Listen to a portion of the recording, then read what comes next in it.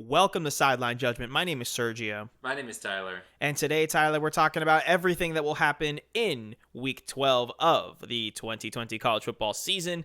We are going to go into our 5-wide. We are going to go into our 2-point. We're going to talk about the Gator game, as always, Tyler. But first, we begin with some quick hits. And we have quick hits this week, Tyler. And unfortunately, it is not a good quick hits. On Monday, we are recording on Wednesday, November 18th. And on Monday, November 16th, the USA Today published an investigation that they launched into LSU, the university itself, and the way that they handle sexual assault allegations on campus. Now, it is definite. It's mentions, I think they said, up to 9 different allegations that have been made since 2016 when Ed Orgeron took over. And then they do go out and give some examples about some non-athletes that also were accused in situations like that. So it seems like it's a problem at LSU as a whole and not just in the athletic department. Tyler, this is so hard to do because it's like not a good thing. I want to first off say, I want to preface everything we say with the word allegations is important here. Yes. Just to cover our bases. Yes. Putting that aside, Mm-hmm. I do believe a lot in the where there's smoke, there's fire aspect. I also believe in that idea. And my big point that I'll just kind of cut to the chase with how I feel about this, instead of like eventually finding it here, is that I think it's disgusting and revolting that the only reason Ed Orgeron's will even get up close to being fired this year is because of the performance of his team and not what is detailed in this article. Yep. It is repulsive. That it's repulsive that, you know, I'd love to believe, and it's a really optimistic side of me, I'd love to believe that after Baylor and Penn State and Michigan State that we would have learned something by now. Mm-hmm. And we shouldn't have had to learn any of those things, but come on, like, and just this. I'm not a huge fan of these like public officials at universities having this idea of, and it very much comes from a sports perspective, and it's such a highly media fantasized sport that we follow, that we love, but of this whole, it's us against everyone else, like that these programs are, that's who they look out for, and it's almost like they separate these students from the general body about the human beings on their campus. That these student athletes, that they have to protect them when they do something wrong against just anything. And like I talk about this a lot with especially with my dad, is that like when a college student, especially a student athlete, does something, like I do firmly believe, having been in college not too long ago, right, there is an element to every one of these stories that comes out where it's just like, college kids do, even good, nice people, college kids do stupid stuff. Yeah. People do stupid stuff, but you do stupid stuff when you're in college. And I don't think that always has to reflect on the coaching staff, people that hired them. Like when a player at, let's say, Florida, does something stupid, gets arrested, that doesn't necessarily reflect on the coaches, the people that are in place. That group of people not ignoring that, covering it up, acting like it didn't happen, that reflects on the coaches and the people in power, and that's disgusting. And I think you hit the nail on the head. You really said it much better than I could have, and Tyler, I thank you for that, because it's definitely a culture thing, and I think it stems. I'm gonna get really existential here, but I think it like extends to just American culture, where in this country there's a lot of me selfishness. There's a lot of I'm going to do whatever it takes to get to the top, when you think about it, that kind of mentality here translated to football. Let's say, you know, a coach allegedly covering stuff up because their star running back is going to be taken out of games and it'll hurt the performance on the field. What you're doing there is you're willingly looking another way for a selfish reason, right? You're not doing the right thing in that situation.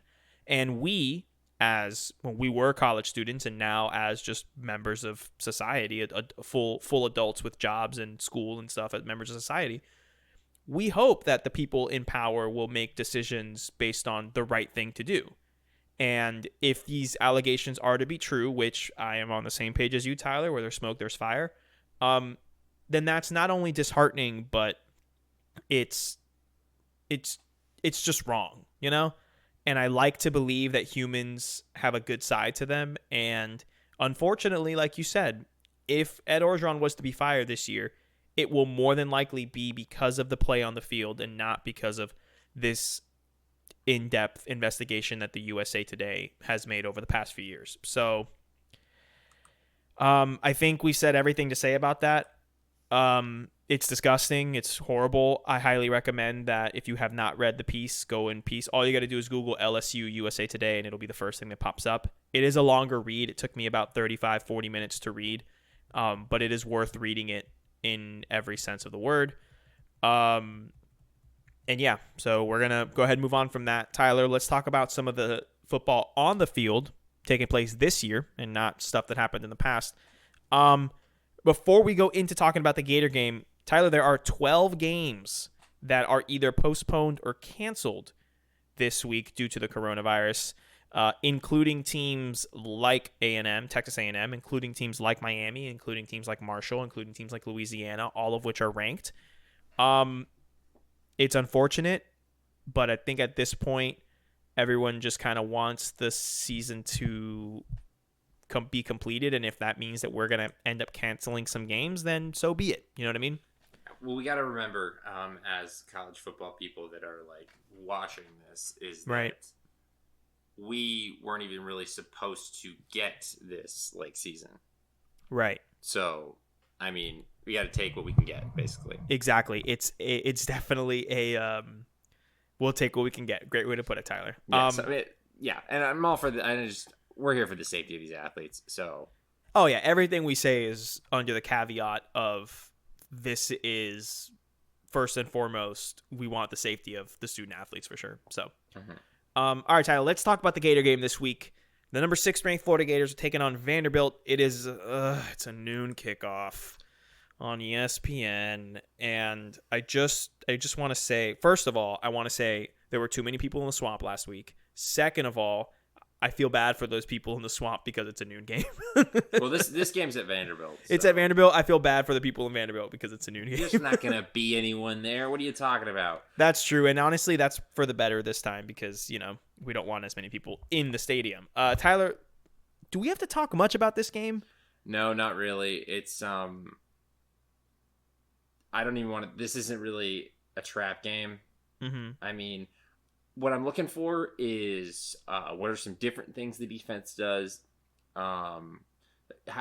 Does the defense show up for this game where they know their offense can win them the game no matter pretty much how bad they play? Right. Like, that sounds like an arrogant thing to say, but it is the truth. How is the defense going to show up in this game when they don't really need to? They should, but how will they? And for the offense, don't get complacent. That's it. Like, I like those young players that Vanderbilt has, especially their quarterback, Ken Seals, but like, mm-hmm.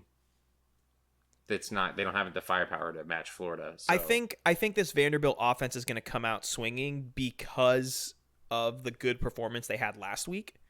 But like you said, that does not mean that I'm necessarily worried about a true freshman quarterback going up against a playoff contender. You know what I mean? Even though our defense is not at that level. The question for Florida is not if they win or lose this game, because anything can happen on any given Saturday, but they're going to win this game.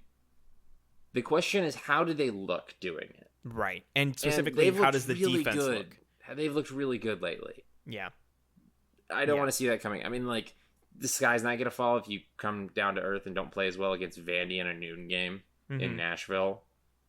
Yeah, it's not the end of the world, but it definitely we would like for things to be encouraging to see that effort and exactly still displayed. So. Exactly, we would like to see those output. My other thing I want to see, Tyler, let's just keep pushing the Kyle Trask Heisman campaign. That's all I want to see on offense. Agreed. Have Kyle Trask throw for 400 yards and 5 touchdowns in the first half, and then have him take a seat. That's fine. I'm good with that. You know? Yeah, I don't really need much else. Don't really need much else. All right, Tyler, let's head into 5 wide and 2 points, and let's hope that these 5 games end up being played this week. Yeah, for real. The score to date, Tyler has 38 points. I have 36. I'm only 2 games back. Tyler, you are going to go first this week, and we will kick things off with the de facto Big Ten East championship game. The number 9 ranked Indiana Hoosiers. Yeah, you guessed it, Indiana. I'm still shocked that that's like a phrase and it's not basketball. The number 9 ranked Indiana Hoosiers are taking on the number 3 ranked Ohio State Buckeyes. It is a noon kickoff on Fox. Fox's big noon kickoff pregame show that rivals Game Day on ESPN will be on location from the Big House. Tyler, who do you got in this game? So I'm going to take Ohio State. What? I know, crazy, right? No. You what? All right, Justin Fields going to hear all this Kyle Trask Heisman talk and be like, "Oh, don't get me started. Don't get me started, Tyler. Don't get me started." Anyway, but I will say that Indiana, the way Indiana wins on offense is with their wide receivers. Correct. Not necessarily having the greatest speed in the world, but their wide receivers are really good route runners. They have pass heavy scheme. Mike Penix Jr. is playing at a relatively good level for him being a true sophomore, and they can win downfield. They win downfield. That will work against Ohio State, I think, this year. This isn't one of those games where, like, when I'm about to say that Indiana's going to put up points, this isn't one of those games where I'm like, Ohio State goes up 14-7, and Indiana's just clawing back, but they can never overcome a 2-touchdown deficit. They can only, they gave up 1 touchdown too many. No, it's not going to be like one of those games. I think Ohio State's going to pretty clearly win this, but Indiana is going to fight, and they're going to be able to score points, in my opinion. I think I'm going to also take Ohio State because, we have rational minds on this pod. But I think if you were to allegedly take a look at the napkin this coming Saturday morning on our Sideline Judgment blog, I would say that Indiana plus 20.5 points is looking nice. Because 20.5? They're getting 20.5 points, Tyler. I think Vegas is a little out. Either Vegas is a little out there or Vegas knows something we don't. And I'm going to go ahead and lean on the Vegas is a little out there because I do like Michael Penix Jr. Ohio State is coming back from a COVID break. So they're not only are they coming back from a COVID break, but we talk about it all the time where Ohio State is susceptible to running quarterbacks. And while Michael Penix Jr. isn't necessarily a dual threat, we have seen him be able to extend plays with his legs. I'm not saying that he is a running quarterback. He definitely is more of a pocket type guy with a good arm. But I think he can, when needed, extend plays. So I think keep an eye out for that. You are 100% correct. Indiana likes to beat teams by throwing deep routes, using their wide receivers, using first-team all-name wide receiver Ty Freifogel, just starting wide receiver in the all-name team. Ty Freifogel. They got Watt Fillier. They got Peyton Hendershot. They have Rayshawn Williams. Come on, man. They got names on the squad. Oof. This is a fantastic name roster. But I do like what they're going to be able to do. I think they'll be able to keep it close. I think they'll keep it within 3 scores. But I expect a 10, 14-point decisive victory by Ohio State because Fields is too good. The defense is playing well. Last week we talked about how the way to beat Indiana, or on the last episode, we talked about how the way to beat Indiana is to rush the quarterback, and I feel like Ohio State is just constantly producing high-level talent. Yeah, if there is one thing that they can do. The Bosa brothers, Chase Young, you name them, just keep going down the line. So I think Ohio State will win by 10 to 14 points. 17 is going to be making me a little bit nervous, allegedly, with that Indiana plus 20.5. So we'll see how that goes. Tyler, the next game on the slate for us is a Sun Belt showdown. Yeah, you heard it right. Between the Alabama of the Sun. I'm sorry, were the Clemson or the Alabama? The Clemson. The Alabama. App State was the Alabama? I thought Louisiana was the Alabama. No, Louisiana was the Oklahoma in that. This was okay. So Louisiana would be the Clemson because when we came up with this thing, it was the App State Louisiana game where I said it's going to be like that Alabama Oklahoma Orange Bowl, where it's just the way the teams are structured and what the game was like. Right. And I actually think that Louisiana would be considered the Clemson because they've been on the come up, and Billy Napier coached at Clemson. Got it. That's what it was. I mean, App State is the Alabama of the Sun Belt. They've That's got what I'm saying. history. And like, they produce the big boys too up on the line. So App State, the Alabama of the Sun Belt, taking on Coastal Carolina, which Tyler, I am now officially declaring on this podcast, Coastal Carolina, you are now the 2019 LSU of the Sun Belt. Welcome. Specifically the 2019 LSU. Specifically. just them. They are a team that likes to score. They are a team that likes to put it to their opponents, and they are a team that has not been able to be contained this season. Therefore, the 2020 Coastal Carolina Chanticleers are deemed the 2019 LSU of the Sun Belt. And with that being said, Tyler, these two teams are being matched up. They're playing at noon on ESPN2. Definitely a nice little side screen game for when you're watching the Gator game. Oh, yeah. I'm thinking Gator game on the TV. I'm going to be home, by the way, on Saturday. I'm going to watch college football with my stepdad and my brother and my mom's going to be great. So I'm thinking Gator game on the TV. I'm thinking 2 screens, split screen on the laptop. One will be Indiana, Ohio State. One will be this matchup here. Tyler, personally, I'm going to go with the Coastal Carolina Chanticleers because I do like what I've seen out of this offense. They have shut out 2 of their opponents this season. They have been putting up points. I think they've scored over 50 points in 2 of their games this year, which granted, it's a weird year and they are a dominant team in their conference. And the drop off for App State, it's not that they're not a good team anymore. It's very much like Alabama last year, where they're a good football team. They're just missing probably a couple of pieces, and how a down season for Alabama was demolishing Michigan and winning 11 games and winning a high-profile bowl game that was not in the New Year's Six. 2 losses. That was a down season for Alabama. Exactly. I feel like this is quote-unquote down season for App State in this year, so I'm going to go ahead and take the Coastal Carolina Chanticleers. All right. Do you want to know who App State's 1 losses to this season? Don't tell me. I believe... No, they haven't played Louisiana yet. Nope. Yeah, tell me. Yeah, who? Marshall. That's right. Another ranked group of 5 team. App State is currently undefeated in every other game and undefeated in the conference. And I say at you, how dare you shun history? Oh? Coastal Carolina is, I'm not even joking when I say this. They're a legitimately great group of 5 team. I love their scheme on offense, the way they get running backs vertical in the passing game. I like their coach. They're 2019 LSU, I'm telling you. No, yeah, you're right. We crunched the tape. I'm going to go with App State. You know what, Tyler? I'm going to go with history. Well done. Look at you. I'm proud. You want to know why? Because this is my window of opportunity. I'm down 2. I wanted you to pick. I was hoping you'd pick Indiana, but I knew that wouldn't happen. But come on. This is a game that I am very happy that you picked. And I think it can go ahead and blend into the next game, which is the number 10 ranked Wisconsin Badgers taking on the number 19th ranked Northwestern Wildcats. It's a 3:30 kick. It's on ABC. Battle for the Big Ten West. It's the battle for the Big Ten West. This is a big day. This is a big day for the Big Ten.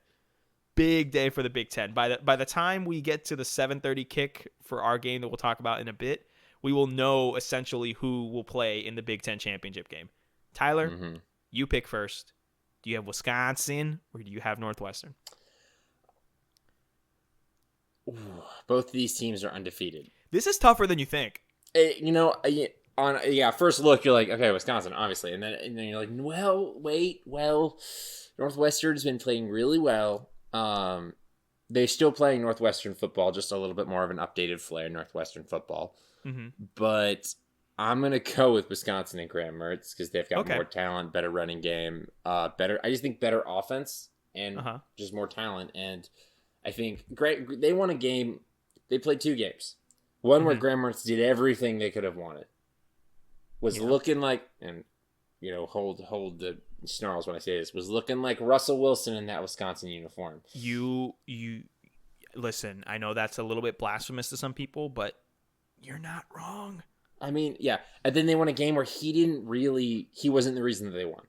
Mm-hmm. They won a game against Michigan that he played fine. He didn't do anything wrong. It's just that they didn't need him to win. They won with their defense. They won with their running game. They've won it both ways. I think they can pick up another one. So I'm going to go with Wisconsin. Tyler, I respect that. I respect you taking the Wisconsin Badgers. But. Oh. Need I remind you, Tyler, Please. that Northwestern employs the 2020 Coordinator of the Year, Mike Badjikian? Badjikian? I don't know his name. No, I know. So. I think I said it right. Mike Badjikian. We're going to go with that. Mike Badjikian, who is the offensive coordinator and quarterbacks coach for the Northwestern Wildcats. Pat Fitzgerald brought him in specifically to overhaul this offense. And Tyler, boy, has he overhauled this offense. They're not a flashy offense. They're not an offense that's going to hang 45 points on their opponents. They're an offense that's going to score 28 points. They're going to control time of possession. They're going to drive down the field, and they're going to hit you in the face. This is a game this game right here will be the most Big Ten game of the year, because it's going to go up against two teams that like to not only run the ball, they like to be aggressive at the line of scrimmage, but they're going to want to control time of possession. And I think that with the way that Northwestern is playing on offense and the way that Pat Fitzgerald has that defense clicking, they're a fantastic defense that they're being underrated. I know that the schedule that they played hasn't been too much, but Northwestern seems like a team that plays to the level of their competition. I'm going to go out on a limb and say Northwestern wins this football game. Oh, okay. I do. I'm gonna try. I like it because I could see it happening. Yeah, I'm gonna go for it. I really am. I think with these are some big games. Like all three of these games have some big implications. Very big implications, and the next two games have also big implications. I think by the time we get to the evening kickoff, I will have tied you in this matchup. Oh, okay. Wow. All right. Whatever. Moving on to the fourth game. I like the confidence. I like the confidence, you know. Moving on to the fourth game of the week, we have the number 7th ranked Cincinnati Bearcats taking on the UCF Knights. It's a 3:30 kick on ESPN. This will be my second That's right. screen. We're talking about UCF again. They're just so exciting. You know, we have to talk about them. Tyler, this is a big game because this is one of the toughest games that Cincinnati had on their. This is definitely the game they circled at the beginning of the season. Yeah. Oh, definitely. UCF hasn't delivered in terms of the results. This should be in terms of the record, I would say. Right, but this should they are still playing at a high level. Agreed, and this should be a top 15 matchup. You know, this should have a lot more publicity, and I'm sure that the American would wanted this to be this kind of high profile matchup. It's still going to be a good matchup. You have a very good Cincinnati defense going up against one of the most efficient offenses in the country in UCF. Dylan Gabriel is throwing that ball like nobody's business. It's very much like a Florida offense where they can score at will. Tyler, I go first with this one. Yes, you do. As much as I not only have an emotional attachment to someone with an emotional attachment to UCF, I'm going to have to use my brain here. I'm going to have to go with Cincinnati because Tyler, I don't know if you know this, Luke Fickell's a pretty good coach. That's true. And that defense is playing fantastic, and the offense can definitely put some points on the board if they want to. Oh, I feel like there's going to be a situation where they're not going to contain UCF in terms of they're going to stop them from scoring 45 points a game. No. But if they can hold them to 35, they can hold them to 38. And if they can keep up the pace and Ritter can keep scoring like I think that they can against a pretty bad UCF defense, then I think at that point, the better coach is going to prevail. If it comes down close, we know who that is. We definitely know who that is. Well, we look back at the UCF Memphis game, right? UCF controlled that game most of the game, right, throughout the entire course of it. And then in the fourth quarter, UCF kind of took their foot off the gas offensively. The Memphis defense stepped up, made some stops, and the UCF offense kind of dried up a couple times, and boom, all of a sudden they lose the game, you know? Yeah. I can see something like that happening. I won't be mad if UCF wins the game because the person that has an emotional attachment to UCF will be happy, and that's always good for me and stuff. So I hope that since UCF can pull the upset off. But if I'm going with my brain, I like Luke Fickell in a big game. You know Luke Fickell's going to be in Orlando in that locker room. He's going to pull out all the stops for this game. You know, they know it's they have to win this game. They have to win this football game, and if they have any chance, this game, even though Tulsa is technically the more important team for them to beat, they have to win this game. Right. Agreed. Mentally, I think this is a bigger game than Tulsa. So, Tyler, what about you? Well, you know, in my long period of time on this podcast, I have been called I haven't been called, but I know it's been said about me. Uh-huh. That I'm a UCF hater, which is not true. Which is not true. I'm not. I am a UCF. Nobody said that about I am you. very critical of UCF. I don't hate them. Let me say this. Let me go ahead and defend my best friend and my podcast partner.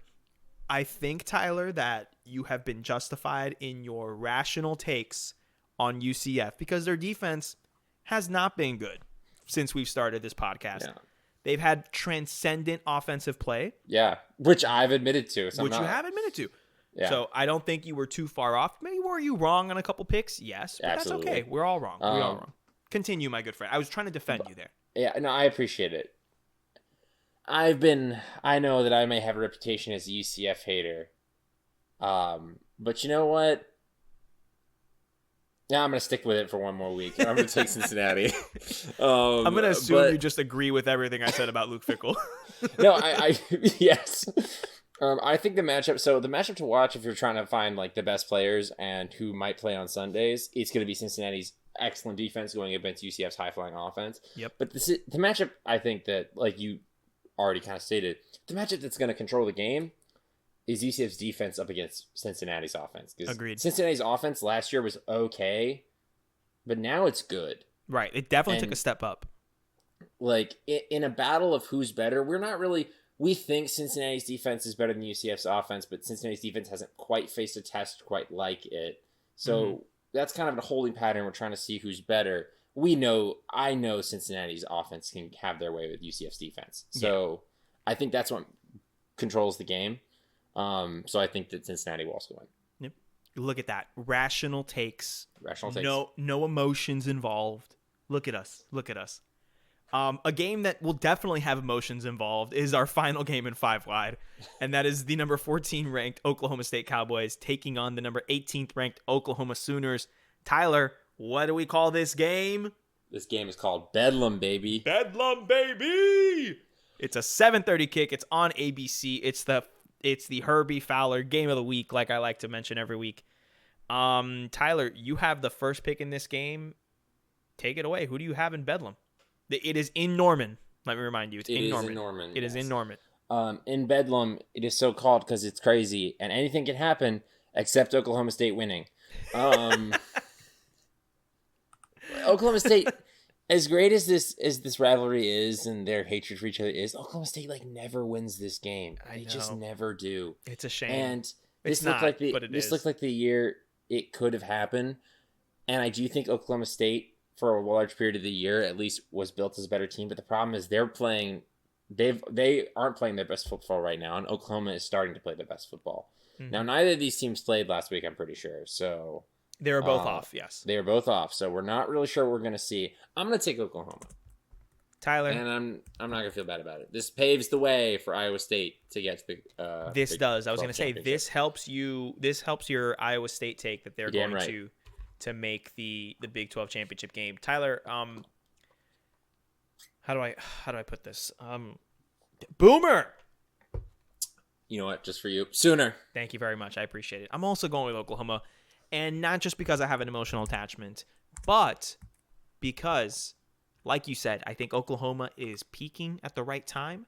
I think Oklahoma State is kind of on a little bit of a decline in terms of their play on the field. I feel more comfortable with Oklahoma kind of asserting their whole big brother intimidation tactic. And I think this is going to be something that this is going to be a game where Spencer Rattler kind of silences any remaining critics, even though I think he's done that already. Because, slow start to the season. It's not his fault that a lot of people overrated Oklahoma for what they were with a first-time starting redshirt freshman quarterback. It's not not his fault. He is coming along at the proper pace. He is coming along and making things, being effective. And I think that this is going to be his first big moment, right? Because, yes, he won the Texas game, but that was more of a, whoa, look at this quadruple overtime wild game with defenses and missed kicks and blah, blah, blah, blah.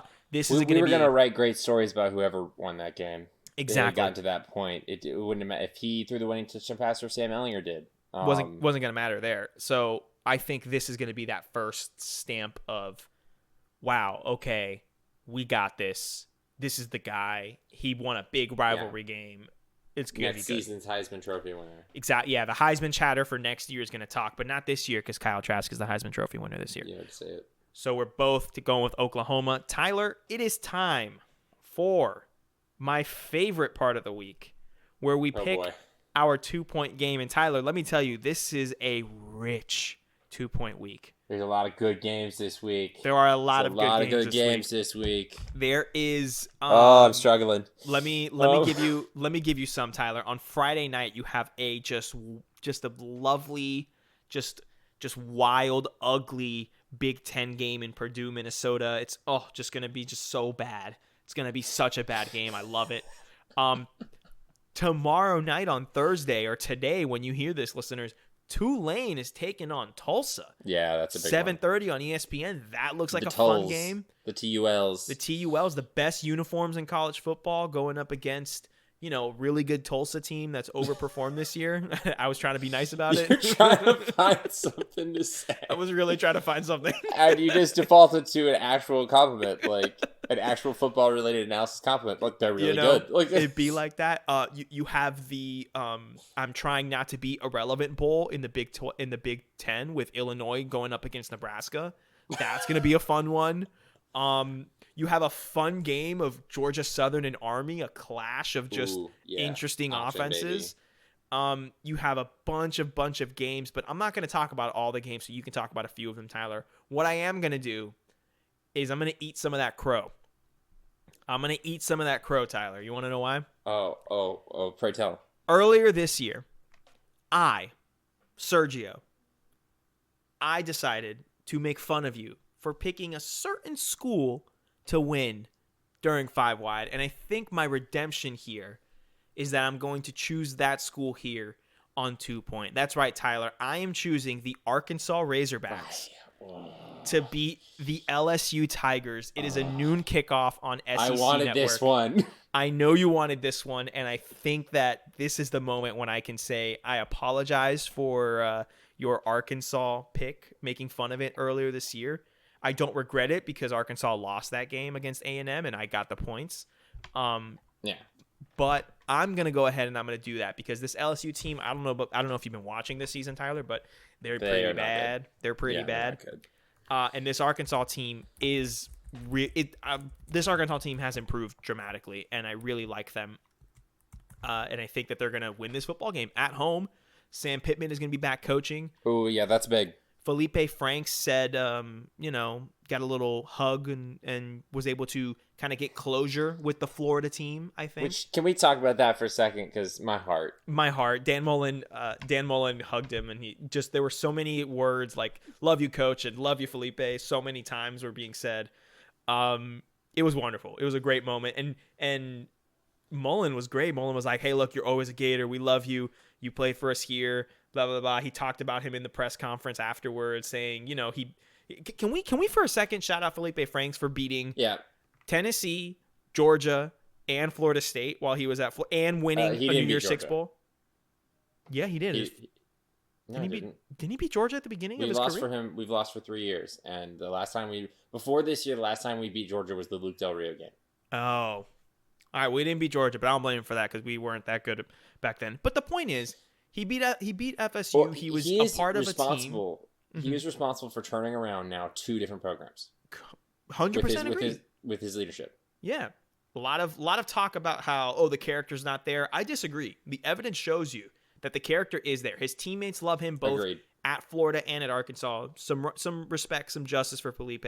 I hope he stays an extra year at Arkansas just to kind of continue that.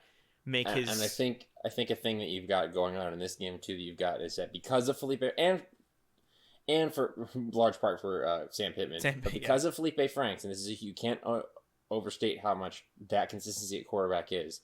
Because of Felipe Franks, you know what Arkansas is? Even though they're not like great, they're just kind of like average, which is good. They're a complete team. They're a solid, as in solid together team. 100%. LSU is not that. You're 100% right. And just last thing on here before we go to your 2-point. Last year, the spread of this game was LSU minus 43 points. This year, it's Arkansas -1. That is a 42-point swing from one year to another, and that's the largest swing from one year to another in NBA. Sorry, I have draft coverage on in the background in in the SEC history. So pretty big deal, huh? Pretty big deals for Sam Pittman and Felipe Franks. Give me Arkansas over LSU. That's my 2-point pick. Tyler, what is yours? Okay, well, now that's taken. I definitely wanted that. That was number 1 on my board. Love you, brother. Love you. But, it's fine. It's fine. We got some good games elsewhere that you failed to mention. Virginia Tech at Pitt. I'm interested to see what South Carolina is like when they play Missouri. Mm-hmm. Now that coach, we didn't even talk about that. Will Muschamp. Oh my gosh, we didn't talk about Will Muschamp being fired. Well, let's talk about it right now. Okay, This is not the game I'm picking, but let's just talk about it for a second. Let's talk about it now. Let's talk about how I was an oracle, and 4 hours before it happened, I said to you, "Hey, hoodie's up, third eye activated. Will Muschamp just lost his job." And I agree that he was going to lose it this season, but the specificity, the precision of it being that game and that performance. Well done, Sergio. Well done. Thank you. I mean, I knew that game was going to be the nail in the coffin, but just like you, I thought that they would give him till the end of the season.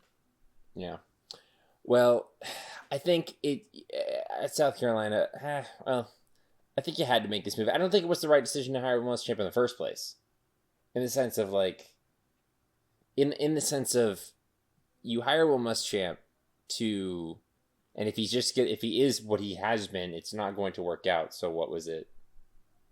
I think it's a weird way to put it, but but I understand it. I think it was the right decision. I think the mistake was in the mentality in Columbia, because they were coming off of Spurrier, right? Yeah. And then they go ahead and they hire Muschamp. And I think the mistake was in overthinking what Muschamp gives you. Muschamp, I think, is at the level where he can be a really good lower level Power 5 coach, or he can dominate at the Group of 5 level. Now, we've never seen him at the Group of 5 level, but I think that could be something that we could see, and that would be really fun. I would love for him to take over a program like he could have taken over like a USF and made them pretty good. Mm-hmm. I think he could have taken over something like I don't know, a good Group of 5 program. I think that could have made some noise, but they expected that Spurrier level of success, and that's the problem. Where if you're going to hire Muschamp, you better know what the max is going to be. And Spurrier has been the historical outlier at South Carolina. Exactly. I'm not saying that can't become the thing, because what Clemson is now is an outlier to what Clemson's always been. But so like you're in the same area, so like theoretically, yes, you could be better. Mm-hmm. But I don't know. Well, expectations is something you gotta worry about. I agree, and I think I saw a tweet today by Bomani Jones where someone tweeted him and said, "Well, I mean, Spurrier showed that you can win at South Carolina. We had 4 straight 10-win seasons. Big success, whatever." And Bomani Jones responded, and he said, No. Spurrier showed that he could win at South Carolina. And it definitely coincided with a Jadeveon Clowney era and a Spiller era and that kind of stuff. And those players that, made a big impact and were generational talents for that university. And he's also one of the greatest coaches that has ever coached the sport. He's one of the greatest coaches ever, right? Like, that's the thing, where they call him the head ball coach for a reason. So It's not necessarily that Spurrier showed that anyone can win at South Carolina. No. Spurrier showed that he can win at a place like South Carolina. It's like Mullen, right? Mullen showed that he can win at a place like Mississippi State. It's not that Mississippi State is a place where anyone can win. Mississippi State is not suddenly a better... I mean, it was a better job when it was open. Mm-hmm. It's not suddenly a better historical program because... And it does prove that someone can, but it proves that Dan Mullen can. You need an elite level coach, and Muschamp showed with his opportunity at Florida that he's not an elite level coach, know, and that's okay. So I hope the best for him, though. I will say though that like just to also go back and defend South Carolina, like I'm not going to defend them. I'm going to defend them. Sorry. Mm-hmm. If they made this hire because they thought they should be better, I'm never going to tell a program that they're wrong for thinking that they should be better. Right. Even if it's Kansas, like. If Kansas is like, you know what, we should be better than this, do it. Like, Yeah. I'm not going to sit here and tell people like, no, you should be happy with mediocrity or just being bad. Mm-hmm. History can says that that's going to continue to happen, but that doesn't mean you have to be idle and be happy about it. So I'm interested to see who they hire. Me too. And I admire programs that go out of their way to say, hey, you know what? We should be better. I admire the ambition. Yeah. But I'm with you. I'm very curious to see who they hire. Jokingly, last week, I said they should look at the Wake Forest head coach. I'm not joking about it, though. Well, I said it jokingly. Then you kind of convinced me that was a good idea. Definitely the first name on people's lips. Will they? Definitely not. But like, no. Well, the first name off of people's lips is gonna be Hugh Freeze. I was listening to the Cover 3 podcast, great podcast. Everyone should subscribe, listen. And they were saying that there might be some kind of magic in terms of like there may be a silent probation on Hugh Freeze right now, and that Greg Sankey kind of has to sign off on anything where he would be able to come to the SEC. Firestorm of stuff that happened last time. Yeah, he didn't leave Ole Miss in the best of fashions. Let's just put it that way. So he didn't leave the conference in the best of fashions. Yeah, exactly. So that's definitely an option. It's the first one off people's lips. I think they should maybe they need to look at someone who can harness the recruiting power of the Carolinas and Georgia and Tennessee and Kentucky in that area and the Virginias and be able to bring that local regional talent. They should draw a wall around Georgia and the Carolinas and say, we are going to own this area. We are going to challenge Clemson for the best players and Georgia for the best players in here. And if you can land a couple of them, then you can use that energy, hire the right coordinators, get the right thing going to go on a run, and maybe they can start to make some noise. How realistic that is, I don't know. But that's something they should think about. There's a coach at Coastal Carolina who might know a thing or two about that. Anyway, ooh. That one's a long shot because he's had one good year. Exactly. Well, we saw, who did we see get an SEC job after one good year at App State? It's Eli Drinkowitz. So exactly. Yeah, but I don't know. We'll see. I do personally love coaching hire season the same way I love the draft, where it's just like the excitement of what could happen. The speculation is just so much fun. It's fun. I mean, Sergio can attest. When I play NCAA 14 Dynasty mode and we get the coaching carousel, I straight up sit there and I will text him updates as I go coaching hire by coaching hire. I can't confirm like, who lands where, because it is actually interesting to me how the game is just like, oh. And actually, Jeff Collins got hired at Georgia Tech, weirdly, in the game. Like they knew what was going on. Like they knew what was happening. I can confirm. I've done the same thing to Tyler as well. We do love that kind of speculation aspect about it. We are nerds. Anyway, my 2 point. Back to the scheduled. What's on the rundown?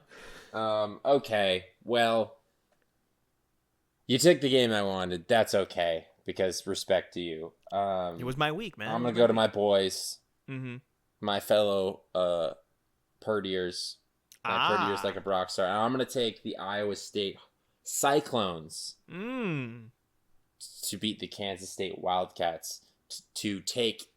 I believe this would put them at number 1 in the Big 12. I believe if Oklahoma beats Oklahoma State, this would put them number 1 in the Big 12, and it would put Oklahoma at 2, which is kind of how we want it to stay, right? Like, I think that would be a fun matchup. That would be fun. That would be because Iowa State beat Oklahoma, so it would just be fun. I don't like a rematch of Bedlam would be cool, but I would again feel like I know how that game's going to play out. Not only do we know how the game is going to play out, but that would also require Oklahoma in order for a rematch of Bedlam. Oklahoma would have to beat Oklahoma State. Kansas State would have to beat Iowa State, and I think there'd have to be like another loss. Again. Yeah, Iowa State would have to get to 3 conference losses. They only have 1. It would be tough. So I'm gonna take my boys, my Purdiers, and we're gonna Purdy like a Brock star, and Brocktober may be over, but I love it. I feel like it isn't over in my heart. This week is just a big week for Wildcats that wear purple for me. So. You're rooting real hard for Kansas State this week. Kansas State, Northwestern. Those are my people this week. I love those teams. Oh boy, and other purple cats, you're like, nah, not no, LSU. no. Just no. I don't need those. I don't need tigers. I got wildcats. Why do I need tigers? I got wildcats. Okay. Tyler, let's wrap the episode up with tweets that we've shared. What is your favorite tweet that I have shared with you this week? You shared me a tweet regarding the Pac-12 from John Wilner, where it was breaking Pac-12 set to reverse course and allow non-conference games. ADs have agreed. One step remains. And you sent me Richard Johnson. Gator great. His response to that was BYU, Oregon now. Yes. I agree wholeheartedly. I want to see it. That is the matchup that we want. That is the matchup that we want and need. I want this desperately. Could you imagine if let's say next on Monday they announce that they're playing and they're like, oh, we're gonna play the week after the conference championship game, this and that, whatever, or we're gonna play the week before extended bowl game. We're gonna play the week before the conference championship game or whatever, and it's like, oh my god, if BYU a week out beats from the Oregon. final playoff rankings beats Oregon by a decisive fashion and Zach Wilson has a moment, oh my god, just give me all of the chaos and inject it into my veins, Tyler. I mean, honestly, just make BYU Pac-12 South champions. Why not? They're better than the other every teams team. in there. They're better than every They're team. better than all the other Pac-12 South teams. 100% agree. 100% agree. All right, what's your tweet that you shared with me? All right, my tweet that you I shared. shared with you. The tweet that you shared with me is by Florida Gata at Air Florida. It's simple, Tyler. It says, okay, it's official. We're going with Heisman, LOL. But the Heisman, it's the number 11, EISMAN. You want to know why, Tyler? Tell me why. Who wears number 11 on this Florida Gators team? It is the reincarnation of Stu Spurrier himself, Kyle Trask. While you use the appropriate title for him, you left out the one I was looking for, which is Heisman Trophy front runner Kyle Heisman Trophy Trask. front runner, legitimate too. It's in Vegas odds. Tyler, I would like to introduce a movement to the committee of Sideline Judgment Committee, which is you and I. This is usually would take place off air, but I would like to leave it on air for the record. I officially move to make the rest of the episodes of this year's Sideline Judgment, season 4 of Sideline Judgment, the rest of the season, I would like for Sideline Judgment to become the official Kyle Trask for Heisman propaganda arm of the Florida Gators. All in favor, say aye. Aye. Aye. The ayes have it. We are officially a Kyle Trask propaganda arm for Heisman. We will not apologize for it. We will be finishing every episode with "We're not biased, but Kyle Trask for Heisman." It's official. Thank you so much, Absolutely. Tyler. I'm so glad we could have that very private meeting that we were supposed to have off air on the air for everyone to hear. So glad. Yeah. So just glad. if anyone needs to point back to if they were confused. In case you're confused about where our allegiances lie, that's where they lie. Yeah. With Kyle Trask for Heisman. We need a force statue outside. Not the color scheme or the tag out or the fact that we dedicate a segment to it each week. No. We talk about it extensively. That was all a farce. That was all a farce, Tyler. This is the official. See, that would have been okay for people. It's too far, and I'm here for it. Oh, man. Tyler, looks like that's it for the week. To recap our 5-wide and 2-point, Indiana, Ohio State. We both have Ohio State. App State, Coastal Carolina. Tyler has App State. I have the Coastal Carolina Chanticleers. Wisconsin is Tyler's team going up against Northwestern, which was my team. Cincinnati taking on UCF. We both have Cincinnati, but if my girlfriend Alexa asks, I have UCF. Oklahoma State going up against Oklahoma in what's the name of the game? Bedlam. We both have the Oklahoma Sooners. Can I get a boomer? Sooner. Thank you very much. And for 2 points, I have the Arkansas Razorbacks taking on LSU and beating them. Tyler has Iowa State beating Kansas State. And that's the name of the game. Current score, Tyler 38, Sergio 32. I'm going to come back this week, Tyler. 36. You have 36 points. I'm sorry, I have 36. Thank you so much. Yeah, it's a 2-point lead by me. It's a 2-point lead. That's what it was. It's a safety lead. Little safety squeeze there, okay? I'm not feeling very safe, I gotta be honest with you. You shouldn't. You should be afraid. Okay. Tyler. By the way, I just want to make it known that Tyler Williams is and the Cast Questers are 2020 fantasy football Pod Bowl champions. Not important, but we weren't. I at least get one win over you this year. We have not been talking about fantasy this year because my team is what's the word? It's bad. Tanking. This It's year tanking. we're officially tanking. And you can do that in this league. You can do that in this league. I can tank. I just need people to take some players off my hands, but I can tank. You are correct. Congratulations to Tyler for winning our annual fantasy football matchup. Congratulations. I would like to hoodies up, third eye activated real quick. Here we go. I'm tanking so that you could get the bye week. And that way I need the trophy could stay in the hands of someone associated with Sideline Judgment. You damn right. There you go. Because I won last year, and guys, we had this discussion off air, and give me this, and then we can wrap up the episode. Go ahead. But I'm currently the number 2 seed. The number 1 seed is foe of the pod, Austin Reynolds, but I currently have the number 2 seed, which means that I'll get a bye week in the first round of the playoffs. Who does my quarterback, Lamar Jackson, play in the second round of the playoffs, which would be my first game if I kept the bye week? Who, Sergio? The one, the only, the Jacksonville Tankwires. The Jacksonville Tankwires. Lamar Jackson is going to send my team to the number 1 overall pick and get me a playoff. And then he plays the Giants the next week. Look at this. Everything's lining up for you, Tyler. Everything is I really need to win the next 3 weeks. You really do, dude. I need to go undefeated to finish the season, but definitely want that trophy. Definitely thank want you for it. that. Of course. Got to keep it in the family. You know what I mean? Got to keep it in the family. Yeah. Tyler, anything else you want to say before we sign off? Not much. I'm just excited for this new era of the Kyle Trask propaganda arm of the Heisman. Yeah, very, very excited. You will definitely see the Case for Kyle Trask piece coming up on our blog. Can we just talk about how soon, if all things break right, we get to have Kyle Trask Heisman House commercials? Oh my gosh, that's what I really want. That's what I really want. We need it to happen. We need it to happen. We need it to happen, man. That's it. It's got to happen now. Oh man, let's hope that happens, and let's hope that everything goes well this week in college football. That's another episode of Sideline Judgment. My name is Sergio. My name is Tyler. And we are not biased, but Kyle Trask for Heisman. Kyle Trask for Heisman.